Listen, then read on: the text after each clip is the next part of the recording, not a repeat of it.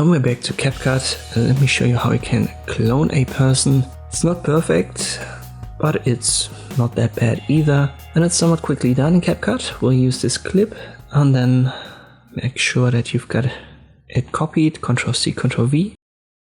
I used the default layout and I've got the top one selected. So you want to have that highlighted, left click on it if it isn't. Go to video cutout and use the auto cutout. Once again, it's for the top one. My clip is pretty long, so let me cancel this one. Then I press B for the split tool and I make it shorter. We don't need that long of a clip and we can process it faster when we've got it shorter. So again, top one is selected, auto cutout under video cutout, and then it's going to get processed. How long it takes depends a little bit on the clip, but we should be done here within seconds. And now we are. Then we make the bottom one invisible. And then you can see the top one has now been cut out. Let me go frame by frame, and here you can see there's a little bit of a fragment. And this is what I mean by it's not going to be perfect. It's quickly done, which is good news, but bad news is you've got some details here and there that shouldn't be there, but you can get away with it in 95% of the cases. Nobody's going to notice, except for you obviously when you edit it. Now just simply left click and drag this clone, for example, here to the right, and then you want to go to Video Basic and play around with the scaling. You have to be careful with overlaps.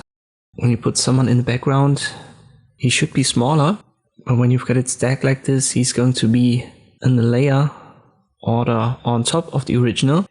In this case, it doesn't matter because we don't have an overlap. But if I, for example, copy the top one again, Ctrl+C, Ctrl+V, and I'll put it to the left,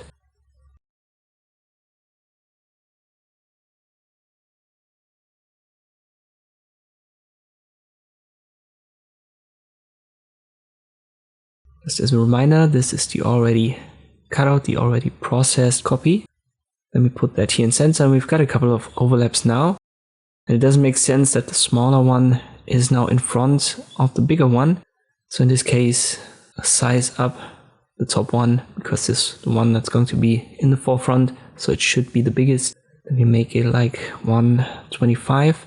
And now I roll the clip and this would make sense. So he's a little bit bigger, therefore he's in the forefront when it comes to perspective and also in the stacking order. So keep that in mind when you're going to work with this cloning function in CapCut. I hope this video was helpful, thank you for watching, and I'll see you next time.